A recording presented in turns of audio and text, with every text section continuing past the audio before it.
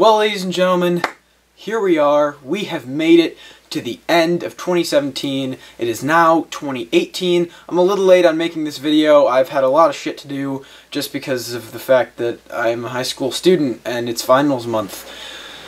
So if you want more regular content, you should subscribe so I start making money. Please.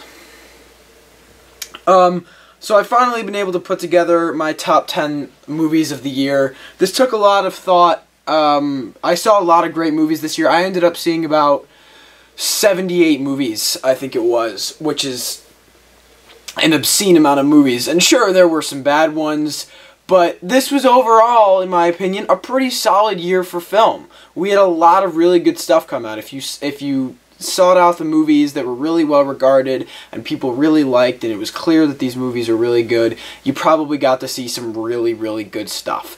I know I did. So making this list was pretty hard. I had to swap out a lot of things. I had to leave a lot of things out. I have like 4 honorable mentions that I'm quickly just kind of going to say. I'm not really going to talk much about. Coco, Detroit, Lady Bird, and It. Relax on It. I know a lot of people don't like that movie. I have similar problems, but like that's one of the more enjoyable horror movie experiences I've had in a long time. I just had like a good time watching that movie, so relax. Lady Bird, while being really, really good, didn't like stick with me as much as I thought it would after I saw the movie. Like, kind of looking back on it, I don't remember as much as I would have liked to, but it's still like, it's a really well written and well made movie. Detroit, really, I thought was fantastic. I thought was crafted really well, but similarly to Lady Bird, it's like, when I look back on it, like, these other ones have stuck with me a little more than that. And Coco was just, all around, a pretty well-made movie. It kind of surprised me. I wasn't very interested in seeing it, but when I did finally get around to seeing it, I really enjoyed it. So, let's get into the top 10 here. At number 10, I've got Wind River, which is a movie that sort of flew under the radar, but people who saw it really liked it for the most part, or so I'm told. Taylor Sheridan, I think with this movie, has kind of cemented himself as a writer to really look out for. He is now an Oscar-nominated writer, and last year when I did my top 10 list, I put La La Land as number 1, but going back on that now, and a year later having watched a lot of those movies again, I would put Hell or High Water as my number 1. I love that movie. I think that movie is fucking great. And he's very good at writing down-to-earth films and strong characters and strong plots. He also wrote Sicario, and a lot of that movie is chalked more to Denis Villeneuve, but he did a really great job with the screenplay of that film. He can be a very dark writer with some great moments of comic relief, especially in like Hell or High Water, and he brings all of that skill to this movie. It's a very gritty, brutal, real kind of film that's just fascinating to watch. The way it's all put together. I had some issues with like the first 20 minutes, but once the movie kicks off, it really kicks off, and it never really lets up. You always find yourself into it, and there's this 20-minute climax kind of ish type scene that just made this fucking movie get in my list right there and then.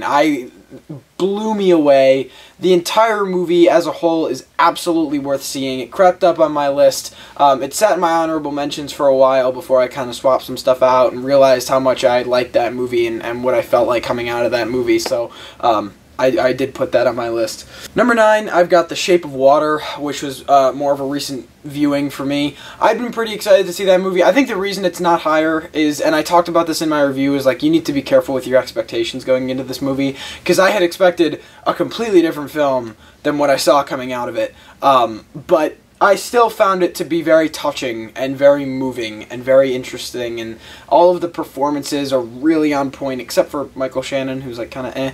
But Guillermo del Toro directs this thing like no other. It's very return to form in terms of him as a director. It's very Pan's Labyrinth-esque.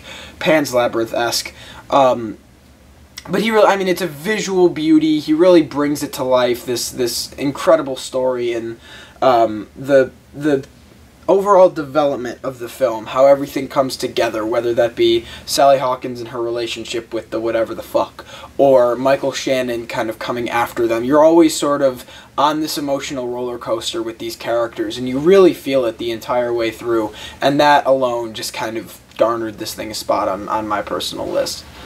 Number 8 is Logan. Yeah, I gave in. look, people have problems with this movie. I think sometimes when movies get good reviews, people just, like, try and find every possible thing they can complain about. I've seen a lot of things that say this movie's a Children of Men ripoff. I've never seen that movie, so I can't talk about that or touch on that point. But I had a great time seeing this movie, and I'm not like an X-Men fan. There are like 2 good X-Men movies other than this one, and I was quite skeptical going into this movie. Most other people were like, "Oh man, I'm pumped! I can't wait to see it." Yeah, that trailer sold me, but man, it's from the same director as the Wolverine, and I fucking hate that movie. I think that movie's worse than Origins. I know I'm in the minority on that, but holy shit, was I bored during the Wolverine. I don't remember a damn thing from that movie. Not one thing. I hate that. So I was like, I don't know. I wasn't entirely confident, but I saw it with a big group of people, and it's a really, really well-made film. Not just a superhero movie, but a well-made movie. And I'm not like a giant superhero fan, but it's just Hugh Jackman and Patrick Stewart bring forth 2 fantastic performances. The direction of the movie is really, really great. The writing of the movie is great. I love the look of the movie. I'm not calling this movie perfection, because it's not, but it's a damn good movie. And it's something that I look back on and go, wow, I don't know. I had a really great time watching it. It was kind of an experience for me. And when I can look back on a movie I saw in like March and say I still kind of have that feeling that I did walking out of the theater, that's a pretty good thing. I think Logan really did its job capping off a character that had sort of become mainstream and near and dear to people's hearts for like 17 years. And I don't know. I really think it accomplished its job. I know a lot of people might disagree with me on that, but I found it to be a fantastic movie. Number 7 is Darkest Hour. I don't think this movie is getting the attention that it should be. Because most of the talk with this movie is Gary Oldman's performance, which is absolutely deserved, Gary Oldman is one of my favorite actors of all time, and I'm super excited for him to win his first Oscar. But there's so much happening in this movie that works so well that his performance is almost like taking away from... People are forgetting how well this movie's made. Like, I want to see it in Best Picture. I kind of, like, it's very well directed. It's very well written. Technically, it's fantastic. The cinematography is great. The lighting is great. The color palette is great. The sound design is great. Gary Oldman is backed up by several really good performances, especially from Kristen Scott Thomas. The comedy in this movie is really strong. The character work, especially with Winston Churchill, is really, really, really strong in this movie. And you're just following this protagonist in this really interesting storyline from start to finish. It's a movie that should be boring, but it's not. That's kind of the beauty of it. Like, when you see a good, true story, mainstream audiences are instantly going into that going, this shit is going to be boring. And if the movie does it right, the movie encapsulates you for 2 hours to 2.5 hours, which is usually like biopic length.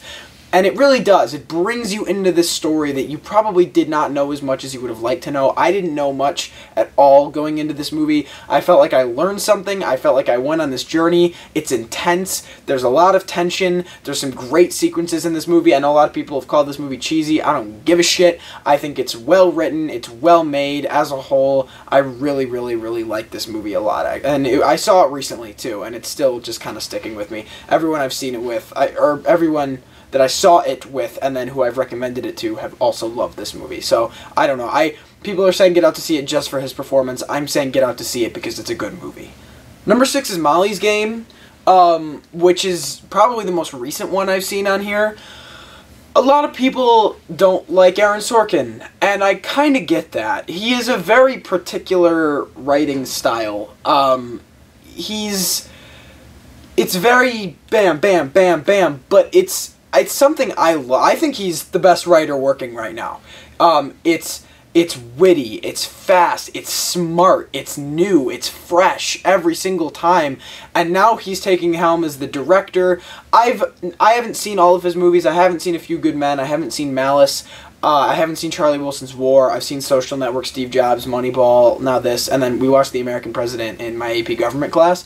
But I don't know. This movie just really shows his strengths as a writer. All of the dialogue is so good and just, I keep saying fresh, but it always is. It's something, it's just, these lines are things we've never heard before. The way they're and he manages to garner the greatest performances out of his actors possible. Jessica Chastain and Idris Elba and Kevin Costner specifically are spectacular in this movie. They do a wonderful job in this movie. It's a 2.5 hour long film that never feels like it's 2.5 hours long. You're always invested. You're always into it. You're always on the edge of your seat. I'm rooting for this character the entire way through. I love this movie. I know a lot of people have called it one of Sorkin's weakest. I don't know why that is. Sure, it's got like minor problems, but as a whole, I really, really found this movie to be fascinating, and it's a great story that people should definitely take time to check out. Number 5 is The Big Sick. This is one that I saw way back in like June or July, and it's the far and away the best comedy of the year. I never stopped laughing. Other than when you're supposed to stop laughing. The jokes are so well written and so well delivered and just smart and clever. It's such a well-rounded film with good performances all the way through. It's well directed. It's natural. Which helps that it's a true story. Everything feels real. It's a very visceral film in the sense that it's real world. This is real life, and they do a great job masking that with jokes, which is kind of how movies like this should be. Like I said, all of the performances are great. Holly Hunter is getting a lot of talk, but people are forgetting about Kumail Nanjiani or Ray Romano even. Like, everything really falls into place with this movie. It's heartwarming, it's funny, it's enjoyable. I had a full theater and everyone was dying. I was dying. It's a movie that has a lot of balls. It makes some jokes that a lot of movies would stay away from in the sense of we don't want to offend anybody, but this movie really embraces all that. You can tell that Kumail Nanjiani is a great writer. He knows what he's doing. He's a great comic, and I'm very much looking forward to seeing what he does next. Number 4 is Dunkirk. Dunkirk is Christopher Nolan's newest film. I am a Christopher Nolan fan, and I know that's sort of become like a dirty saying nowadays almost, because there are a lot of Christopher Nolan fans that are scary, and they're not willing to accept when Christopher Nolan has a fault. I got a fucking Christopher Nolan poster right here, but yeah, Interstellar's got problems. Yeah, The Dark Knight Rises has problems. But my enjoyment of those movies and what I find to be good about those movies, in my personal opinion, has always come out on top. I can watch both of those movies and say they're good. That's my personal view. You can say whatever you want, but with Dunkirk, I found it to be one of the most interesting, and it's an accomplishment too in film, which people are talking about a lot, but I think are almost overlooking when talking about the quality of this, because people keep using that bullshit about there's no character development, which is just a load of horse shit. That's not what the movie's about. You know, like Saving Private Ryan is about a specific event within World War II, like a specific group of people within World War II. Dunkirk is about the entire event of Dunkirk, not a specific group of people at Dunkirk. That's the point of the movie, so that when, like, someone dies, that's just what happened. We fucking move on. This is what the event was really like. A bunch of nameless teenagers on a fucking beach, fish in a barrel, and we're just sitting there hoping that all of these guys make it out. If you're telling me you didn't feel connected to these characters and you weren't rooting for these characters, I just don't know what movie you were watching. I find that to be completely and utterly ridiculous, and I think people are just looking for flaws they can find in this movie. I do have problems with the movie. I think the nonlinear storytelling didn't really work, but upon rewatching it, I found it to be better than when I had first watched it. I think it's a brilliantly directed film, despite there not being much of like a script in terms of dialogue. It still manages to move very well. The pacing is great until like the end when it gets a little wonky, but it's excusable because of all of the things that really elevate this film to a next level and really shine as a war movie. It's also a great companion piece to watch with Darkest Hour. It's really interesting to actually see kind of the back and forth, the behind the scenes, and then what really happened. Like, it's actually really fascinating, and I think I enjoyed Darkest Hour even more because I'd seen Dunkirk, but that's just me. Number 3 is Get Out. Get Out is another one that got such good what's the word? Accolades that people just started trying to poke holes in it. But man, when that fucking movie ended, my mouth was just I don't think I ever stopped being really, really into that movie. The reason I love it so much is I think it's just a very intelligent movie. Jordan Peele, what he did so well was putting every ounce of his thought and effort into each and every scene and line of dialogue. Somehow, some way, everything comes back full circle towards the end of the movie, which is really, really interesting. Everything is brought to light, and you get this great feeling, this great aesthetic out of this movie, this constant tone of uneasiness.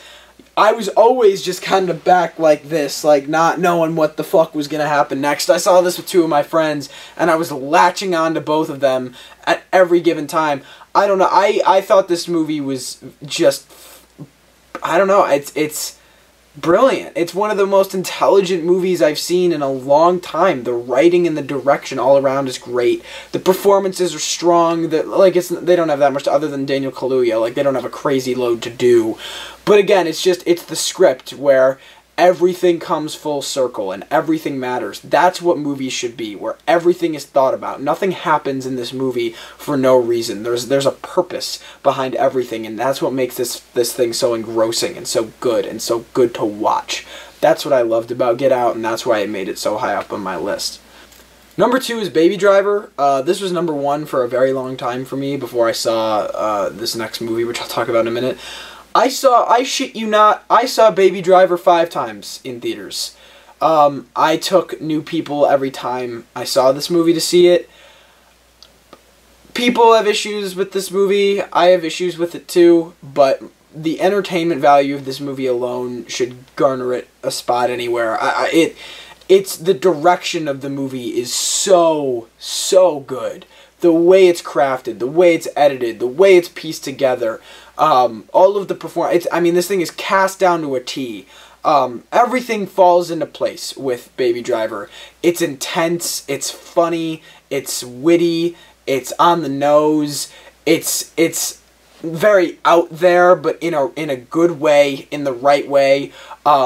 Obviously, the whole music thing works incredibly well. It never really falters for me. You care a lot about all of these characters. The character work is incredibly strong. The characters you're supposed to hate, you fucking hate them. And the characters you're supposed to love, you're pulling for them. The writing is great in that regard. Edgar Wright, as a whole, did a fantastic job with this movie. It looks high budget. The practical effects are fantastic. It's an experience to watch. It's sort of like La La Land, when that first time you see it, you're just sort of blown away by the spectacle of what you're watching. When you watch it at home, you notice more things. I haven't watched this movie at home yet. I'm not going to make that mistake I made with La La Land, but it's a visual experience. It's a movie to see in theaters like Dunkirk, and if you didn't, you missed out. And my number 1 is also more of a recent pick, but I found this movie to be really quite fantastic, actually. And it's 3 Billboards Outside Ebbing, Missouri. I loved this movie. It's just one of the I think it's the most well-written film of the year, which is hard considering it's topping things like Get Out and Molly's Game, which are both very screenplay-based. But these are career high performances out of every single actor. Martin McDonagh directs this thing flawlessly, in my opinion. People don't like the ending. I like the ending. I recognize where the problem with the ending comes in, but I love the ending of this movie. It's almost like I don't have that much to say about it. I don't have anything negative to say about this movie. I've seen it a couple times now, and I've loved it every time. I've found something new each time. I always find myself just gritting my teeth at certain parts, and it goes all the way out there. It's a crazy, insane, wacky movie that still manages to be very gritty and realistic and down to earth, and it's something that's really quite interesting to watch. And it's, I didn't expect my mother to like this movie, but she loved it. I don't know. I guess that's my sales pitch for this thing. Anyway, that's my top 10 list of the year. Saw a lot of great movies. Saw The Mummy, which I fucking hate. But, you know, if you haven't seen any of these movies, I obviously highly recommend seeing all of them. I think they're all great for their own different reasons that I've tried to list. It's kind of hard sometimes to talk about top 10 lists of the year because I haven't seen some of these movies in a while, but like, just when I think about them and I get goosebumps and I go, I want to watch that movie again, that's usually what garners at a spot on my list, is when I feel like I would watch that movie again right now and feel the exact same way I felt about it the first time I watched it, which is, that was great. So thank you guys so much for watching. I hope you enjoyed. Let me know what you think of my picks in the comments. Shit on me for them. Love me for them. Tell me what your picks were. I'm super interested to hear what you guys think. A lot of good stuff coming up. Tomorrow is my Golden Globes live reaction, live video. I'm going to be doing that all throughout the Golden Globes, starting at 6 p.m. Eastern Time. If you're interested in that kind of stuff, or you're interested in seeing me do that, please check that out. A lot of stuff coming up that I wanna start working on. Thank you guys so much for all the support. The channel keeps on climbing and climbing, and it's been awesome. I really appreciate all of you guys watching my videos, supporting my videos, being interested in my videos. It's really cool to know that people are interested in the stuff you're making. So thank you guys so much for watching. I hope you enjoyed, and I will see you all next time.